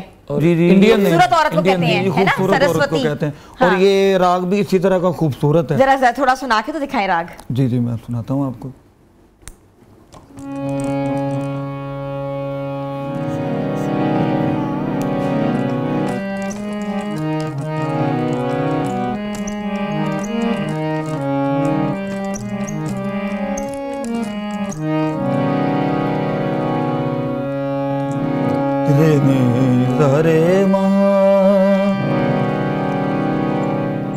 मबनी द पद मबरे मबरे रे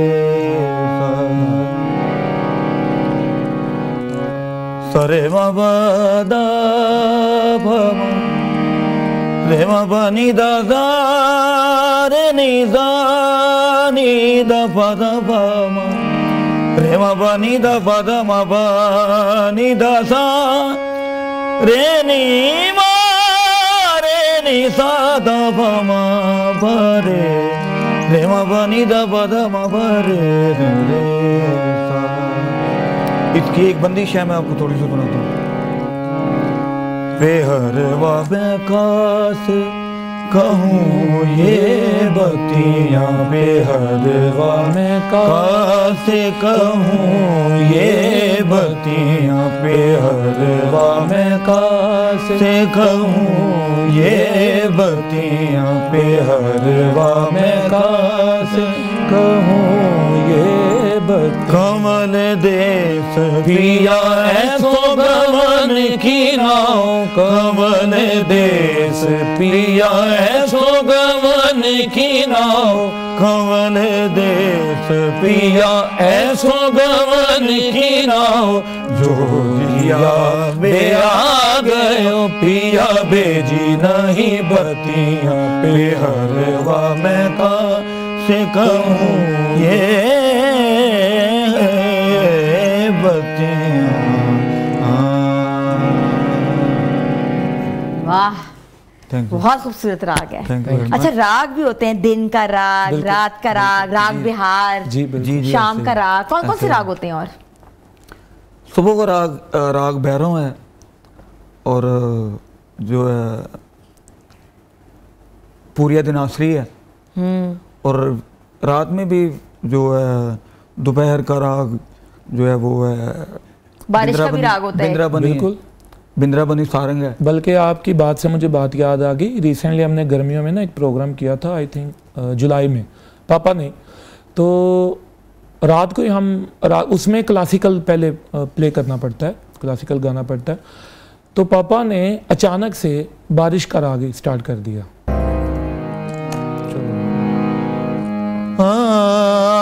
पिया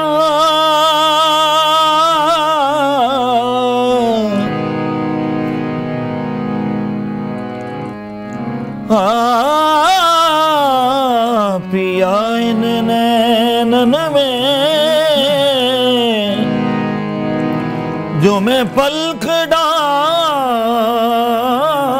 तो है लूं,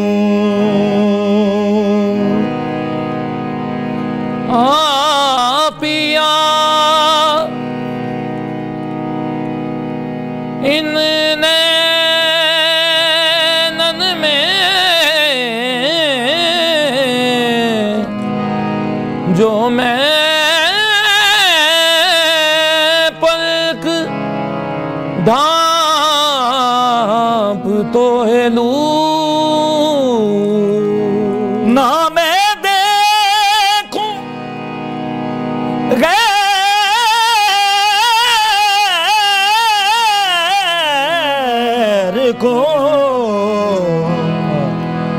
ना मैं तो है देखन दूं, सांसों की माला पे, सांसों की माला पे, सांसों की माला पे सिमरू में पी का नाम, सांसों की माला पे सिमरू में पी का नाम, सांसों की माला पे सिमरू में पी का नाम, अपने मन की मैं जानूं, अपने मन की मैं जानूं, और पी के मन की राम, सांसों की माला पे सिमरू में पी का नाम, अपने मन की मैं जानूं, और पी के मन की राम, सांसों की माला पे सिमरू में पी का नाम,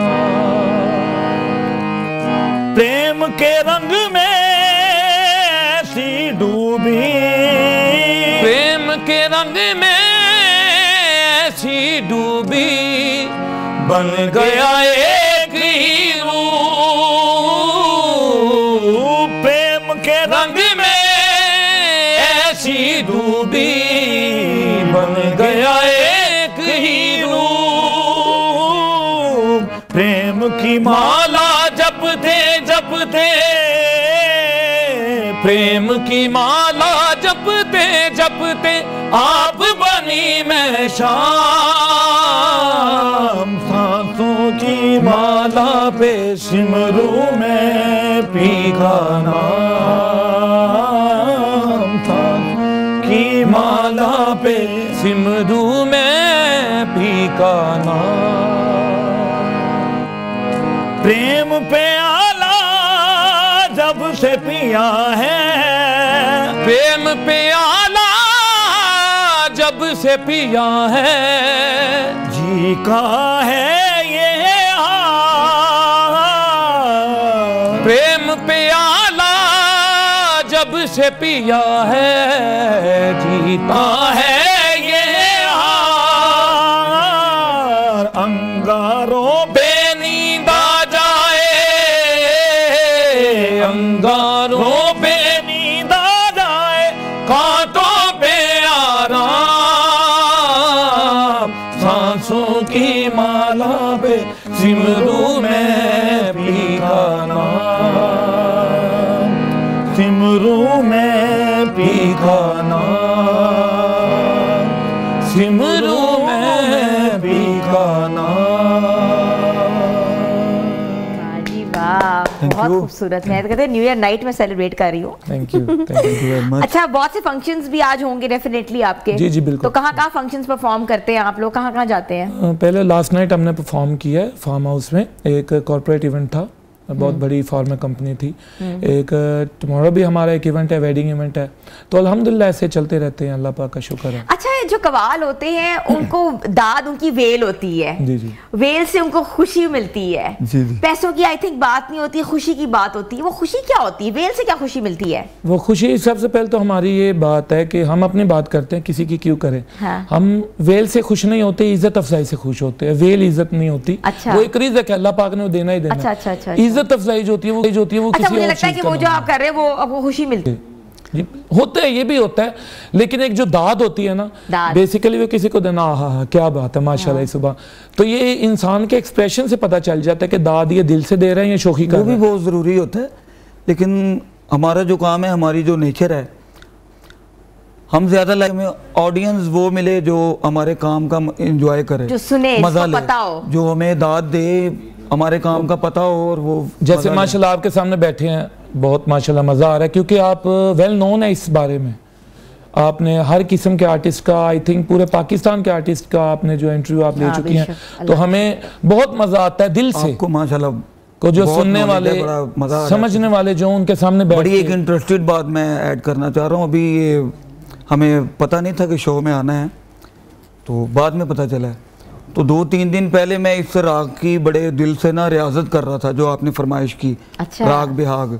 अच्छा। तो इसकी मैं 2-3 दिन से बड़ी रियाजत कर रहा था। तो अब ये पता नहीं कैसे हमारे दिल में लग गए हैं कि आपने फरमाइश ही कर दी है। तो देख लें, आपकी रियाजत जो है वो काम आ गई। देखिए, रियाजत करनी ही करनी है, वो तो हमारी चलती रहती है। कितने करते हैं रियाजत दिन में?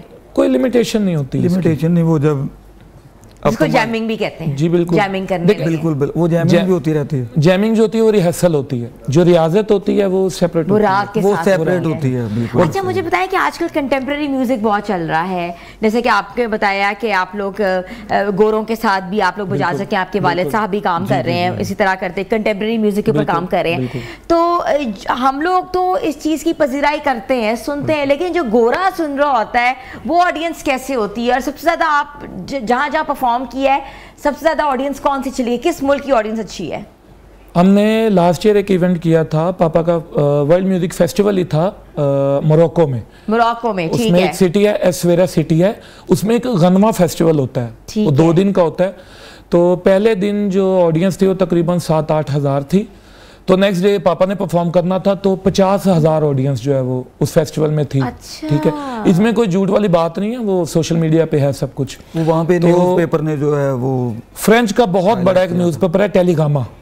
ठीक है, तो उन्होंने फिर आर्टिकल लिखा था कि फैज़ अली फैज़ साहब के कॉन्सर्ट के लिए 50,000 जो है वो ऑडियंस हो यहाँ पे इस फेस्टिवल में कवाली सुनने के लिए आई, कवाली सुनने के लिए जो है वो आई। ठीक है, वीडियोस भी बहुत आती है, लोग आई थिंक गोरा तो डांस बहुत करता है। जी जी, बहुत उनका तो ये म्यूजिक को बहुत एंजॉय करते हैं। अच्छा, इसके साथ साथ जो आजकल फ्यूजन हो रहा है कवाली के साथ साथ, वो कहाँ कहाँ हो रहा है? किस म्यूजिक का किस म्यूजिक के साथ फ्यूजन हो रहा है? कवाली का खास तौर पे किस म्यूजिक के साथ फ्यूजन हो रहा है?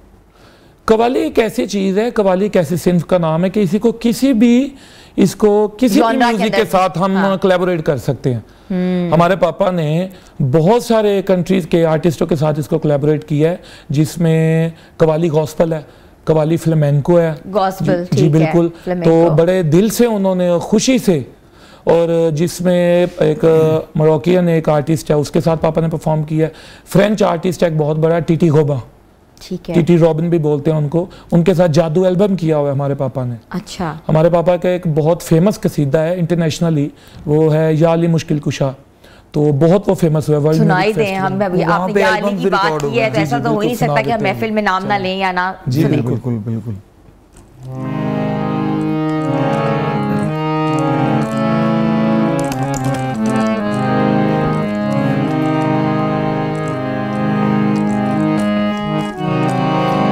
अलीमा में मनस्तो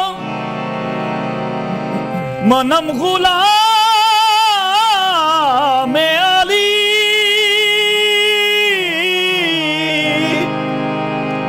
अली मां में मनस्त मनम गुलाम अली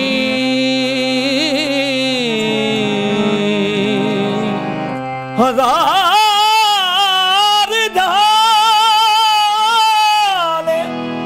गिरामी फिदा बना में अली यारी मुश्किल खुशा यारी मुश्किल खुशा याली मुश्किल खुशा अली अली मुश्किल खुशा याली मुश्किल खुशा याली मुश्किल खुशा याली मुश्किल खुशा अली अली मुश्किल खुशा शाह मर्दा शेरे यज़दा कुव्वते परवरदिगार शाह मर्दा शेरे यज़दा कुव्वते परवरदिगार ला फता इल्ला अली ला सैफ इल्ला जुल्फिकार याली मुश्किल खुशा याली मुश्किल खुशा याली मुश्किल कुशा अली अली मुश्किल कुशा दस्ते इलाह क्यों ना शेरे खुदा अली दस्ते इलाह क्यों ना शेरे खुदा अली मकसूद हर अता शाहे लाफता अली मकसूद हर अता शाहे लाफता अली जिस तरह एक ज़ात मोहम्मद है बेमिसाल जिस तरह एक ज़ात मोहम्मद है बेमिसाल पैदा हुआ न होगा कभी दूसरा अली याली मुश्किल कुशा याली मुश्किल कुशा याली मुश्किल कुशा अली अली मुश्किल कुशा अली अली मुश्किल कुशा अली अली मुश्किल कुशा। वाह जी वाह, बहुत खूब, बहुत खूब, बड़ा जबरदस्त कलाम पढ़ा। पेरिस में और यूरोपियन कंट्रीज में ये बहुत वायरल है। ये अच्छा, बहुत वायरल है। ये उधर एल्बम ऑलरेडी रिकॉर्ड हुए हैं जादू के नाम से, जादू के नाम से। अच्छा, और ये फ्यूजन हुआ है किसी फ्रेंच आर्टिस्ट के साथ? जी, फ्रेंच टीटी रॉबिन के साथ। टीटी रॉबिन बेसिकली रुबाब प्लेयर है। रुबाब प्लेयर है। अच्छा, रुबाब प्लेयर है, तो उनके साथ ये फ्यूजन हुआ है। अच्छा, फ्यूजन हुआ है। पापा अल्हम्दुलिल्लाह 28 साल से गोरों के साथ ही काम कर रहे हैं, बल्कि फ्रेंच कंपनी है अकॉज ख्वाइज, उनके साथ पापा पिछले 28 साल से जो है वो काम कर रहे हैं। अच्छा, आप भी साथ ही जाते हैं? जी, हम जी, आप लोग भी साथ प्ले करते हैं? जी, उनके साथ जाते हैं। अच्छा, तो मैंने ये पूछना था कि ऑडियंस जो है अच्छी कहाँ की लगती है? लोकल ऑडियंस अच्छी है कि बाहर की ऑडियंस अच्छी है? मुझे तो बाहर की ऑडियंस अच्छी लगती है। वो म्यूजिक को समझते हैं, म्यूजिक को समझते हैं और डिस्टर्बिंग नहीं पैदा करते। यहाँ पे भी सुलझे हुए लोग हैं जो आराम से सुनते हैं, जो मजा, लेकिन यहाँ पे ज्यादा म्यूजिक को कैजुअल लिया जाता है, क्योंकि वहाँ म्यूजिक को लोग बहुत सीरियस लेते हैं, वो फॉर्मल तरीके से सुनते हैं। आर्टिस्ट की बड़ी वैल्यू होती है, बहुत रिस्पेक्ट करते हैं म्यूजिक की। थिएटर्स में, हॉल्स में परफॉर्म करते हैं तो यकीन माने कि ऐसा लग रहा होता है कि जस्ट हम पूरा हॉल खाली है, हमें परफॉर्म कर रहे हैं। तो जब कलाम खत्म होना होता है तब उन्होंने अपना वो अप्रिशिएट करना होता है हमें, तब पता चलता है भाई ऑडियंस में बैठी हुई है। ठीक है, ठीक है। आपका बहुत बहुत शुक्रिया। थैंक यू सो मच, आपका शुक्रिया आपके आने का और हमें अपने कलाम से महसूस करने का, और व्यूअर्स आपको देख रहे होंगे, सुन रहे होंगे, वो भी ऑटोमेटिकली महसूस हो रहे होंगे। मगर हम चाहते हैं कि जाते वक्त आप हमें कुछ सुनाएं, लेकिन सबसे पहले मैं नाज़रीन को खुदाफिज कह लूँ, और कल जो हम मिलेंगे, कहते ना कि एक नए शो के साथ, नए अंदाज के साथ, नए रेजोल्यूशन के साथ, क्योंकि न्यू ईयर है। और happy new year to all my audience from new Pakistan. New Pakistan की टीम की तरफ से आप लोगों को कहते हैं कि नया साल बहुत बहुत मुबारक हो, और भूल जाएं जो गलतियां हुई हैं, जो कोताहियां हुई हैं, और कहते हैं ना कि नए साल का आगाज नए तरीके से मुस्कुराहट के साथ करें। तो व्यूअर्स, फिर मेरी तरफ से इजाजत है, तो मिलेंगे कल। तो ओवर टू फैज ब्रदर्स। ये भी हमारा रिकॉर्डेड कलाम है। जी जी। तो वो मौला अली अलैहिस्सलाम की शान में।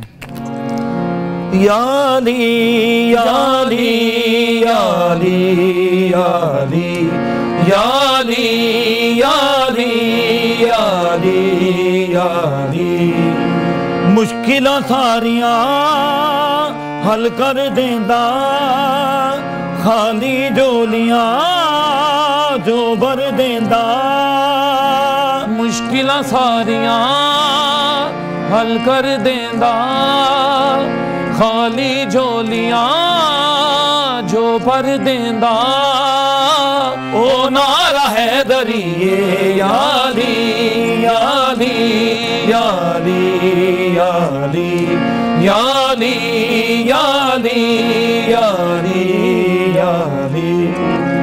अली दियां शानां दसियां रसूल ने, अली बिना आखिया इबादतां फजूल ने, अली दियां शानां दसियां रसूल ने, अली बिना आखिया इबादतां फजूल ने, सिर उस दर ते जो थर देंदा, करम खुदा उस ते कर देंदा, अली करदा रहबरी ये याली याली याली याली याली याली याली याली।